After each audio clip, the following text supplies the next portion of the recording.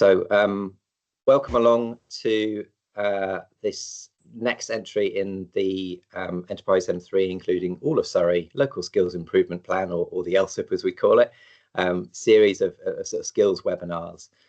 So this has been running for a good few months now. We've been looking at different aspects of the skills system.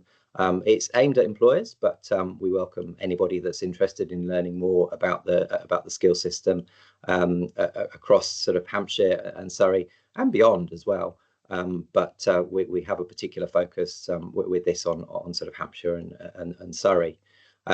My name is Jamie Mackay. I am the Strategic Skills Lead at Hampshire County Council.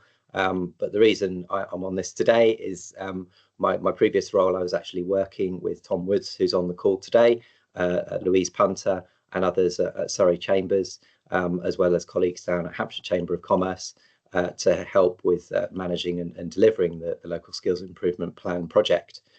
Since October, I've taken on my role back at Hampshire County Council, but Tom and Louise managed to persuade me to come in once more just to take on one more sort of webinar. So we've got about sort of 45 minutes today. We're going to stick to time. We've got a great sort of panel of experts on the call today. I'll introduce in just sort of a second. We're going to be spending about sort of 30 minutes on the main sort of chunk of today. And as you'll see, we are recording today.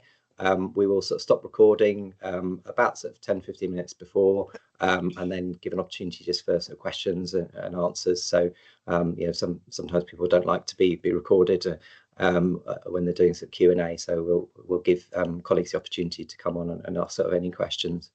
But the focus of today is sort of looking at careers hubs and work experience. But before we go on to that, I would just like to introduce the panel of colleagues we've got on today.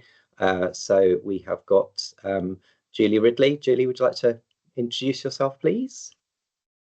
Thank you, Jamie. Yes, good morning, everybody. My name's Julie Ridley, and I'm the Director of We're Training. Thank you. We have got Tom Corrie. Tom, would you like to introduce yourself? Hello, everybody. I'm Tom Corrie, and I am the Careers Lead for the Bourne Education Trust. Thank you. We have got Naomi Attrell. Thank you, Jamie. Yeah, I'm Naomi, and I'm the Operational Hub Lead for the Hampshire Careers Hub. And we have got George or Georgina Angeli. Hi, everyone. I'm Georgina Angela, and I am the Strategic Hub Lead for the Surrey Careers Hub. Thanks, George. Okay, so without further ado, we're going to go into the first part. So with the webinars, we like to give an opportunity for some of the various providers that we've got across the area just to come in and present a little bit of a spotlight on themselves. So I'm grateful to have Julie along today. So Julie, I'd like to hand over the mic as it is to yourself, just to tell us a little bit about We're Training, please. I think Tom Woods, who's on the call as well, is just going to put up some slides. Brilliant. Thank you very much, Jamie. Thank you for the opportunity to spread the good news about apprenticeships and everything in relation to apprenticeships. So I'm going to whiz through and just give you a whistle-stop overview of apprenticeships and how they look now, and a little bit about us as an organisation also. Thank you, Tom. Okay, so a little bit about us as a provider.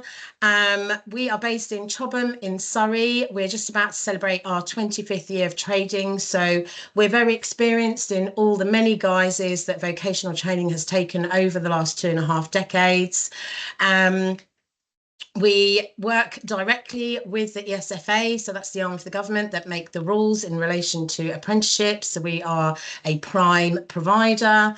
I'm sure you're all very familiar with Ofsted. I'm very proud to boast that we are a blanket grade 1 outstanding provider, and I'm under no illusion that the reason we have been recognised as outstanding is solely due to our outstanding staff.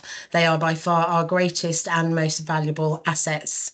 We're also Matrix accredited. So Matrix is an industry accreditation to demonstrate that we provide impartial, accurate advice and guidance. So we often speak at schools, colleges, parents' evenings, Job Centre Plus events, career fairs, etc. Events like this, promoting apprenticeship opportunities in general. So not just what We're Training can offer, but to try and raise the awareness with all stakeholders as to what opportunities apprenticeships can offer. We're Cyber Essential certified and also Disability Confident Employer. So we work with a really wide variety of employers from both the private, public and voluntary sectors. We work very heavily within the public sector, working with many councils and NHS trusts, and then everything from startup businesses right up to very large corporations. So it keeps the day nice and interesting. My staff could be starting off in a vets in the morning, teaching business admin, and then ending up teaching management in A&E in the afternoon as a teacher, not a patient, I might add. Okay, thank you, Tom. So what is an apprenticeship? There are still so many misconceptions surrounding what an apprenticeship is. So just to summarise, it's a vocational educational qualification which is completed in the workplace. So apprentices that are embarking and working towards apprenticeships must be employed. So they are fully fledged employee. They have the same rights and responsibilities as any other employee within the business. Throughout the duration of the apprenticeship, the apprentice will develop key knowledge, skills and behaviours. And these knowledge, skills and behaviours have been written by industry specialists for each sector to ensure that the curriculum is accurate to the job roles that need to be met, and more importantly, to meet the employer's demands. Now, the funding has changed over the last few years, so you may have come across a term, apprenticeship levy. So the apprenticeship levy was introduced in 2017 by the government, and it affects all large employers that have more than a £3 million payroll per annum. All of those organisations automatically pay in 0.5% of their PAYE upon a monthly basis into a digital account. Currently, those funds can only be used with an approved provider, like ourselves, on an approved apprenticeship programme. And that funding can be used for both existing employees and also new apprentices joining the world of work. So there is no cost to the apprentice, no direct cost to the apprentice. And then you have non-levy employers. So these are those smaller employers that don't have that threshold for the PAYE. And currently the government will fund 95% of the cost of the apprenticeship. And then the employer is required to make the remaining 5% employer contribution. So again, just to reiterate, there is no direct cost to the apprentice. Whether the apprentice works for a levy or a non-levy employer, they are fully funded if they are aged between 16 and 21. So therefore, that 5% is waived currently. Okay, thank you, Tom. So apprenticeship options, there's lots of misconceptions regarding the types of apprenticeships that are available. Historically, there's this misconception that they're only for sectors such as engineering, mechanics, care, etc. However, that's simply not true. There are over 700 apprenticeship standards available, with many more currently under review to be released. This is a website. I know these slides will be shared, but it's definitely worth you having a look to see the breadth of apprenticeships that are available, everything from becoming a radiologist to a police person. The teacher apprenticeship is being released this year. So there really is a very clear progression path for individuals to follow through the apprenticeship route on par with what previously would have only been available by going through the academic route. Thank you, Tom. So, as I mentioned, apprenticeship sectors are really varied. Pretty much every job role that you can imagine does have an apprenticeship attached to it. So, and they are really diverse. And there are quite a lot of generic qualifications that can lead into all sorts of job roles. So, for example, just to give you a quick example, we once placed a business admin school leaver into a business admin apprenticeship. However, the employer was an equine horse stables. So who would have thought, you know, oh, I want to work with horses, I'm going to look for a business admin apprenticeship. So I always advise particularly young people and their parents, when they're looking at apprenticeship opportunities, to not put in a subject unless they are very set on that's a particular path they want to take. Very often it's more about the employer or the sector that the individual is interested in, because often they will start by offering a generic customer service or a business admin apprenticeship as a starting point. Again, another example, we've placed 2 apprentices at the Tate Gallery in London, but they were generic qualifications, and then now they've completed, they've then moved on to more industry specific training. So that's a good tip if you're looking on that. Find an apprenticeship website, looking at all the options. Don't limit yourself to a particular subject. I would suggest put in your home address, how far you're prepared to travel, and look at all of the opportunities and look at the employers and the sectors, because often, again, NHS, starting off with business admin and customer service, you can then move into the clinical roles once you've got your foot in the door almost there. Okay, thank you, Tom. So how does apprenticeships, how they funded? As we mentioned then, they're funded via either levy or non-levy employers. Apprenticeships now go right up to level 7, which is equivalent to a master's degree. Each apprenticeship has like a recommended retail price, if you like. It's known as a band price, and that varies between £1,500 and £27,000.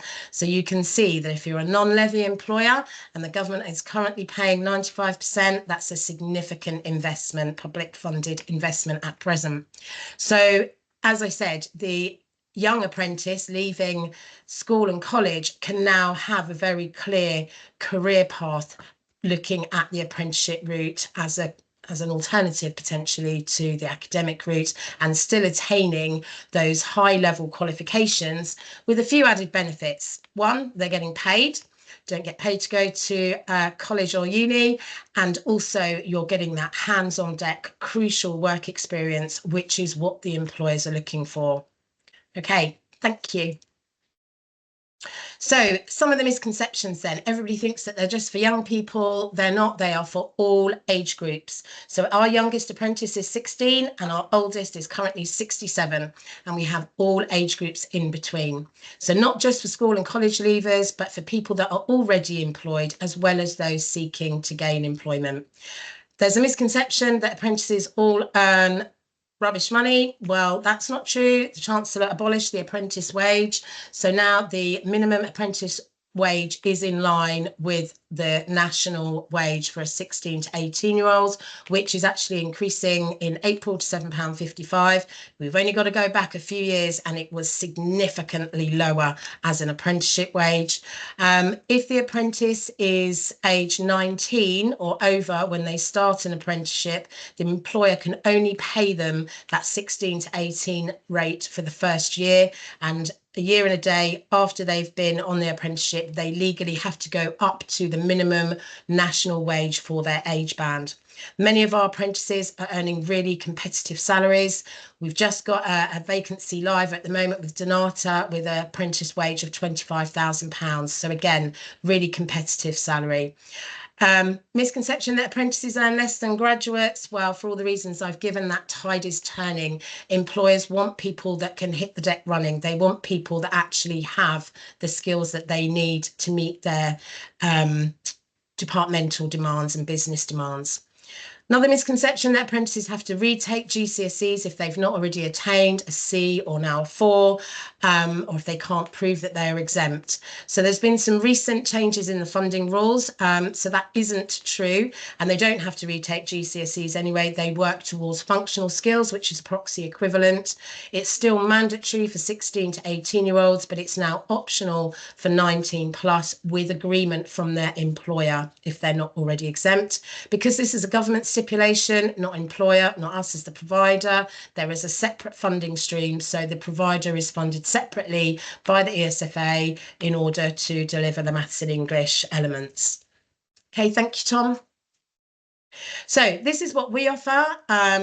At level 2, we have a bespoke customer service and admin qualification, which is directly for the public sector, although the business admin level 2 is due to be released. It's been ongoing over the years, and the NHS have been paramount in pushing for that. Customer service level 2, hospitality level 2, supply chain warehouse. At level 3, business administrator, customer service specialist, team leader, improvement technician, hospitality supervisor, learning and development, improvement at level 4, and then we cap at level 5 with the operations manager. So the level 6s and 7s are predominantly delivered by universities, and as I say, they do require more studious study and they are longer in duration. Thank you, Tom. So the apprenticeship is made up of the following ingredients. The curriculum is written in a manner where it contains the knowledge requirements, the skills and the behaviours. So together, us as the provider and the employer will teach the knowledge. So we will deliver teaching and learning sessions to deliver the models and theories, the legislation, etc., that is relevant to that particular curriculum and sector. And then it's up to the employer and us to ensure that that apprentice is given the necessary exposure within their job role to be able to demonstrate that they have that knowledge and that they can put it into practice, that they can walk the walk. And then just as important as those other skills are the softer skills, the behaviours, which again ensures that the apprentice is working effectively within their team and with their stakeholders. If applicable, the functional skills is also embedded. As I said, it's now optional for 19 plus. Once the employer, us and the apprentice have confirmed that we believe that the apprentice holds the required knowledge, skills and behaviours, and they've met the minimum of a 12-month on-programme learning time, they will then be put forward to endpoint assessment.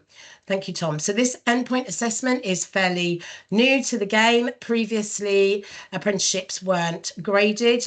Now they are. So basically, the employer commitment is to ensure that they are supporting the development and the exposure opportunities. We carry out various checks. We ensure that the funding is there. The biggest ask here for the employer is that they have to provide a minimum of 6 hours per week off the job study time. We call it dedicated learning because it's not off the job, because they have to do it in work time. So this is the biggest barrier by far for us to encourage employers to offer apprenticeships, particularly for existing employees, because we are very appreciative they don't get to Thursday and think, right, that's me done for the week, I'm going to spend tomorrow doing my homework. But it is a requirement and there's no getting away from that. The employer has to be able to provide opportunities, exposure, release them for tests and be available for feedback. Thank you, Tom.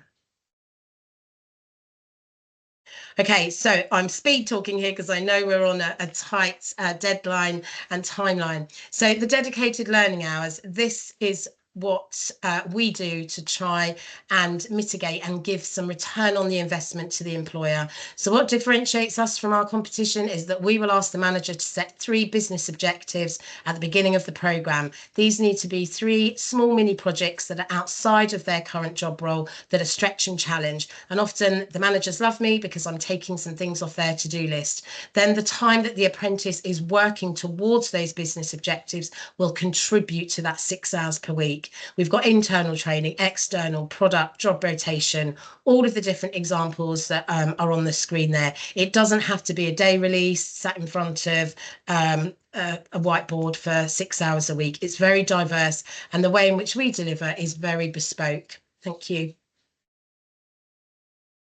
Okay, just a quick summary of who's eligible to do these apprenticeships. So as I said at the beginning, they have to be employed, they have to work at least 50% of their working hours in England, they have to have lived in the UK or the EEA for the last 3 years. So that's probably the most challenging eligibility criteria, and sometimes does result in us having to turn people away. They have to hold a permanent NI number and have the right to work in England. Ideally, minimum of 30 hours a week, although there is a little bit of flex on that. The other key one is that they cannot be enrolled on any other government funded course, because that's classed as double funding. They need to be doing an apprenticeship that matches their job role. And previously, if they held higher level qualifications such as degrees, they wouldn't have been eligible if they're working on a lower level qualification. That rule has been relaxed, which has been fantastic for our nurses, because there's a lot of nurses wanted to do management qualifications. They held nursing degrees and therefore weren't eligible for funding. But fortunately, that's been waived. Okay, thank you. Next slide. Great, thanks, Julie. Okay, cool. So just to finish off, there are a couple of incentives for you as employers. If you do take on a 16 to 18-year-old, currently you will attract £1,000 employer incentive, and this is paid in 2 instalments, and it's also applicable if the individual that you take on is aged between 19 and 24 with an educational healthcare plan. So yes, that's something, and that does change depending on who's in power and what the priorities are. Thank you. We can offer to support you with apprenticeship vacancies, so you can advertise your vacancies on the Find an Apprenticeship website, which is the go-to website for anybody looking for apprenticeships. So please do reach out to me if this is something that you would like support for. It's a free of charge service, but we're very strict. We will only send you high quality, high caliber individuals to consider. Thank you. And that's me done. I think I just about got that in 10 minutes. I think we're going to have questions at the end. So thank you very much for your attention. Great. Thanks, Julie. Really appreciate that. Really sort of comprehensive presentation there.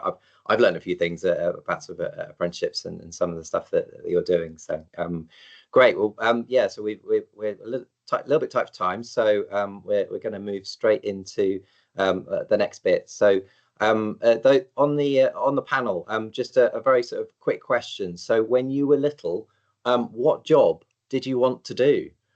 So for me, randomly, I wanted to be a spy. I'm not entirely sure how I came up with that, but I wanted to be a spy. And I actually remember having a little book all about being a spy, and it got me really excited. But for whatever reason, completely changed. Naomi, what about you? What did you want to be when you were little? Well, obviously, I wanted to go into law and then decided that giving up, as I viewed it, 10 whole years of my life to dedicate into that career was just far too much, you know, so I wasn't willing to do that. And in hindsight, 10 years is nothing to invest in your own career. So we live and learn, but that was my plan. Excellent. I'm going to pick one more person. So Tom, what did you want to be when you were a little one? My one was an actor. So for a long time, I thought I was going to be an actor and break the industry. And for several years, I was. So I did do some acting work in my very early 20s, but then found education to be my route of interest. But ultimately, though, being a teacher really is just standing in front of people and pretending every day. So nothing's really changed. Your calling, as it were. What's really interesting, and I encourage colleagues on the call just to have a think about it, reflect as to what you wanted to be when you were younger, but also who are the influences, or what was the influence on you? Why did you come up with that particular thought? I think back in my day, it was definitely television was a bit of an influence. So look, but importantly, this is about sort of education and business and trying to make that connection between what you're doing at school and how it actually links through to the world of work. And sometimes that world of work can seem really sort of distant, but the good news is there are initiatives out there that actually can help sort of bring business and education a little bit sort of closer together. So I'm going to bring in George and Naomi, and no doubt that Julie and Tom will sort of come in at points as well, just to talk to us a little bit about Careers Hubs. So I think we've got a few sort of slides up as well, Tom. So we want to bring those back in. That's great. So who's kicking off? Is it I'm Naomi going or to kick George? off. I'm going to kick off. So thank you, Jamie. So yeah, if you could just pop over to the next slide, please, Tom. So I'm going to take you on a little bit of a whistle-stop tour of what Careers Hubs are. So the Careers Hub network is a national network in England consisting of 44 careers hubs covering the whole of the country, and we are funded through the Careers and Enterprise Company, ultimately by the Department for Education.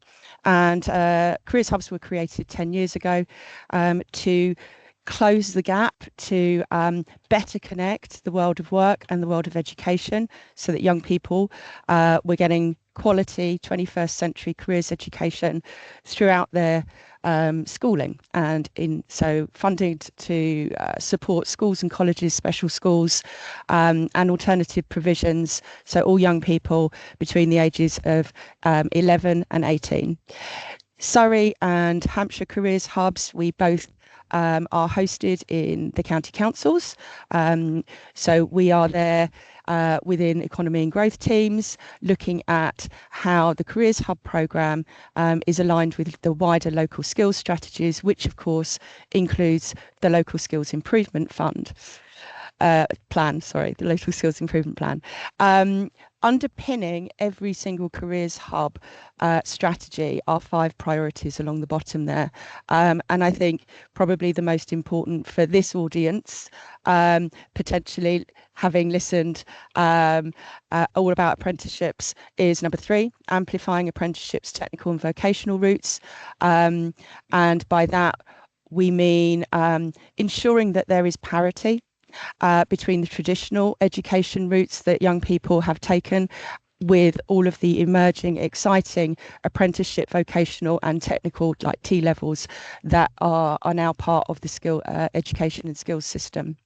And the final one being 5, so connecting careers provision to the needs of the local economy. So what are employers needing in order to grow their businesses? What do they want from their future workforce? That is part of a careers education strategy. Next slide, please. I'm not going to read all through this, but this basically gives you a bit of an understanding of what Careers Hubs do. How do they do what they do? The one thing that isn't on this slide is that we don't work directly with young people themselves. We work with the practitioners, the careers leaders, the education leaders, the providers, and the employers and parents. So all of those people, the adults that are around young people, Careers Hubs work in partnership with them, collaborating, co-designing, funding different kinds of projects and programs, all relating to ensuring that our young people have the information at the right time to make informed decisions about subjects they may want to study in the future, and where those subjects will take them on their route through education and into employment or further training. Next slide, please. So this is the nub of why we're going to come together to give you a little bit of an overview today about what's coming down the track in terms of work experience. So the government manifesto contains a commitment to 2 weeks worth of work experience, and that's going to be followed up in policy. Now, what does that mean? Well, there's a small word there, I've underlined it, worth. That's a game changer. So that basically is looking at the 2 weeks work experience that many of us will have experienced whilst we were in education, and reimagining that. So instead of it being a static placement at a set point in a young person's education, it is now the recommendation that we expect to be coming into statutory guidance is that from year 7, young people should be starting to experience different kinds, different levels, different depths of workplace experiences, from site tours to open doors visits, so that could be a couple of hours, small groups into employers' settings, to those immersive experience and traditional placements, which absolutely still have their place, and also virtual work experience. So if you put all of those multiple different experiences over the course of 5 years for a young person, that gives them a work experience journey. It gives them a better understanding. It gives them more opportunities to learn about different working environments. This is a step change. This is basically reinventing what we've had for decades into an approach that is possible for employers to deliver. If we look at where we are now post-pandemic, and we look at the changes to the landscape, home working, hybrid working, virtual working, here we are in a webinar, this is all dictating really that the system is needing to change so that our young people get better experiences that are directly related to the modern world of work, but they also recognises that employers, not all employers can offer a 1 or 2 week placement. As those things, those established quality programs still have their place, absolutely. I've heard employers describe those as a week-long interview for their apprenticeship program, for example. But those lighter touch, different workplace visits also have their place. And Careers Hubs, our job will be supporting schools, colleges and businesses to approach work experience in new ways. The Careers and Enterprise Company have created and are piloting a new framework, which Naomi is going to take you through in a minute. It's called EqualX, and it is a framework that's going to help employers and the education system better understand how to deliver a differentiated work experience, multiple work experiences for young people as they travel through their education. So I'm going to leave it there for me and pass over to Naomi for the big reveal on what EqualX is all about. Thank you, George. Next slide, please, Tom. Thank you. There's only a few brief slides here that just gives you an overview of the EqualX model. And I think what it does and reinsures for employers that actually there is thought in process here that actually doesn't just focus on young people in schools, but considers the employers too as the sort of long-term investment and the reasons why we go behind this.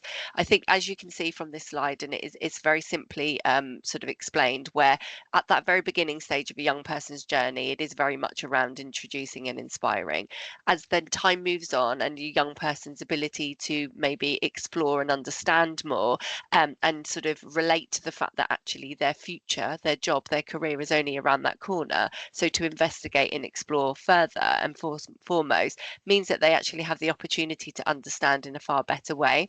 And then last but no means least is that whole journey and sort of having the opportunity to go through this EqualX model means that ultimately they can apply and demonstrate. So it takes them through. So you'll see here on the slide where it talks about the higher volume and lower depth, but actually the lower volume and higher depth. And this is about the sort of narrowing, if you like, of learning and ability to absorb the information that they sort of have throughout their journey. And I think the important thing is year 7 is that kind of exploring and a sort of understanding. And there is also conversations around introducing careers education in the primary sort of world as well, whereby primary at the moment there are some pilot projects happening. And I think that, is critical to start as early as possible. Next slide, please.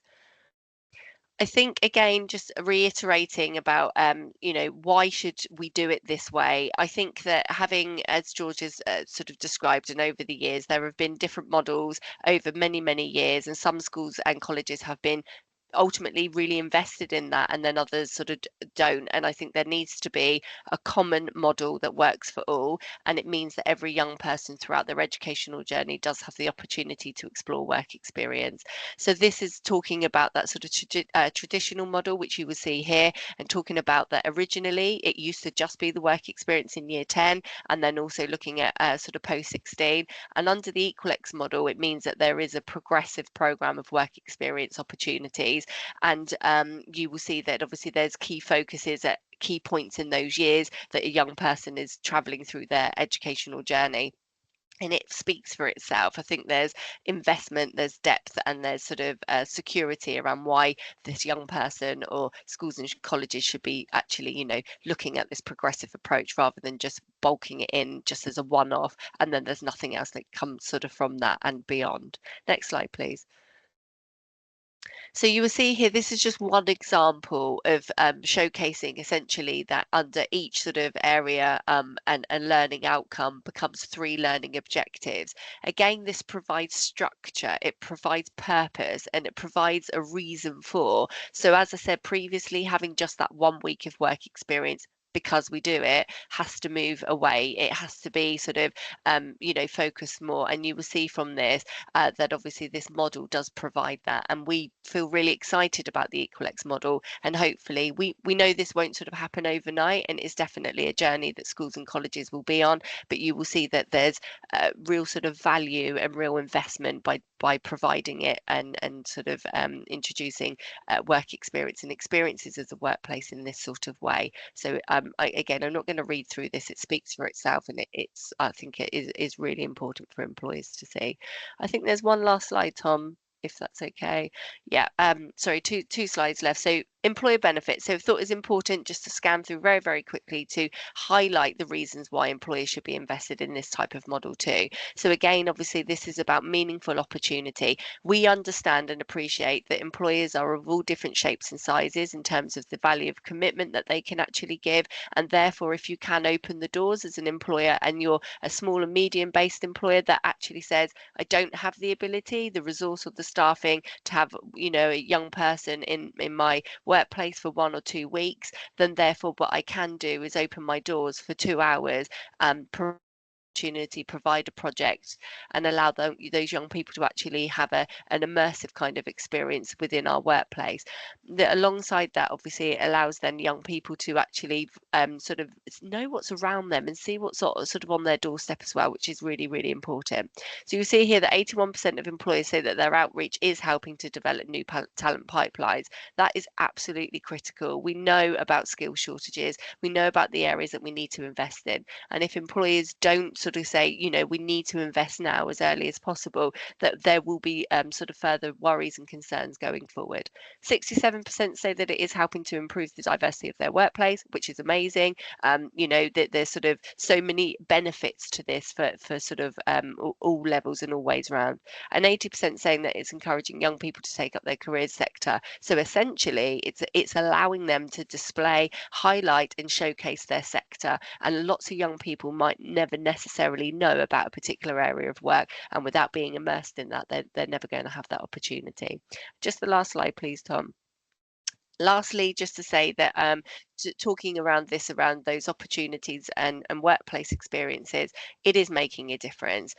It does also improve well-being, and you see here that 3/4, 75% reported that volunteering improved their mental health and well-being. So actually there's, again, talking about that all round, not just that, oh, let's, you know, immerse a person into a workplace experience because it helps them sort of choose their future career and things. There's so many elements that sort of covers. And connectivity, almost 9 in 10 volunteers connect to new people as well. So again, you know, lots of real positives here, and we really believe that there's so many benefits, not only for education but employers too, and everybody needs to play a part in this. So hopefully we will be able to share further information on the EqualX model going forward as there's further developments. Thank you very much. Great, thanks both. Really interesting and quite exciting, I think. Tom, Corey, I'm going to bring you in because I'm aware you haven't had opportunity to say too much. Look, this is great that there's this organisation working with the government to sort of transform work experience. But yeah, from a school perspective, what sort of excites you about what sort of is coming down the track, as sort of George said, and I'd like to ask you in terms of your young people, but actually in terms of the school's relationships with employers as well. So looking at sort of 2 perspectives there, if that's okay. Of course. I'll be honest with you, when this was first announced, when I first got wind of it, it genuinely scared the bejesus out of me. This idea of organising a colossal kind of work experience programme across schools. But actually, when you go into it and when you break it down and when you look at what that word worth means, I think it means it's actually giving a huge amount of freedom and opportunity to schools, to businesses, to careers hubs to really tailor it to meet the needs of individual students and individual cohorts, which is something that the educational system has been lacking, I think, for a long time. That it's still very much on the one assessment to test everybody, and actually we need to be looking at how we look at ensuring that every student has the opportunity to find kind of their path and their values. One of the phrases that keep coming back to me over and over again around this is you can't be what you can't see, particularly for those younger students. The students that are coming in from coming into year 7, having been in a primary school setting, which is often a much smaller setting, and their careers engagement at that level is a very different approach to the careers engagement at secondary level. And actually, students have started to form those foundations of what they want to be when they're older. And a lot of them tend to fall into one of kind of 6 or 7 different categories. And actually, it's showing them there is so much more to the world out there. A bit like you were saying earlier, Julie, that if you want to work in equine, actually there are 1,000 jobs in equine that you can start with before you work your way into where you want to go to. And the same thing is true for our year 7s, and making use of these open doors. And those employers that can open their doors up for 2 hours, it might not seem like a lot to you opening your doors for that, but actually if we can get, say, 10 students in there, we've got 20 hours worth of experience that have just been given away in the space of 2 hours. And if we can get a couple of those groups in doing a little cycle round, before you know it, we've done 50 hours worth of work experience in just a handful of time with minimal resources. And it's all about exposure. It's showing students that there are so many different opportunities out there for them to get involved into. And then talking about that in terms of a long-term relationship with these companies, that if they spot a student in that group and they go, I really like the way that student's asked that question, or their approach to X, Y, and Z, if they come back in a year's time and say, we had a student visit us and they expressed this kind of interest, can we touch base with them again, and can we offer X, Y, and Z for them? To me, that's the most perfect kind of scenario that can come out of this, and the student can have regular touch points, and before you know it, this company's almost tailor-made a job for this student by the time they get into the world of work, and they've got an employee that knows the company inside out because they've been part of it since the age of 11. And so for me, those kind of long-term relationships are fantastic. Just to give a couple of case studies of 2 things that have happened in my experience in the last couple of years, I think highlight this. As we've got one company in Chertsey who we've been working with very, very closely on not just work experience, but kind of experience of the workplace opportunities. They've taken on a group of 7 students across 2 of our secondary schools. And over the past 2 years, they've been making regular touch points with them and running ongoing projects with these students, and almost turning it into an ongoing mentorship program for them. Kind of an introduction into what it's like to work in that company, and they've experienced different aspects of the company, spoken to pretty much, I think, every member of that company by this point, and by the end of it, they've taken away practical projects from it as well. So, and I can see that relationship continuing to develop forward year on year, which is really lovely. And then my other one is We're Training and Julie's team, who joined me for a careers fair last year, and it happened to be at the same time as a Year 9 options evening. And her team were, one of your team, Matt, was incredibly gracious to give up his evening as well as his day and join me for the careers fair. And join me for the options evening in the evening. And you wouldn't believe the conversations that were coming out of it from parents, because all of a sudden, in Year 9, they're thinking about options for GCSE, and they go, well, if they want to go to do these A-levels and go to this university or do this job, they're going to need these particular options. And then Matt stood there going, have you thought about apprenticeships? Oh, no, that's not right. Well, give me a minute. Let me just tell you a little bit more about what that is. And actually, you might find, and he was completely shifting a whole family's perspective on what an apprenticeship is, and also showing that there is this partnership between education and business that's really, really important, and helping sell that message to students and parents at the same time, which is quite a rarity in schools, to be able to get all 3 parties all in one place, all having the same conversation. So yes, as you may not have been able to tell, but I'm very excited by it. I'm also terrified by it, but I think we've got a really exciting couple of years ahead. Thanks, Tom, and I love the way you brought in parents, parents and carers into that as well. As a parent myself of a 16-year-old, she's very much looking at apprenticeships, which is great. She's doing sort of vocational qualifications at the moment. But an important part of that has been that sort of 3-way relationship, sort of talking to the school, talking to the young person, talking to myself, and talking to employers, and exploring those opportunities further. The education system is different to when we were sort of younger, and we'll continue to sort of change it and evolve.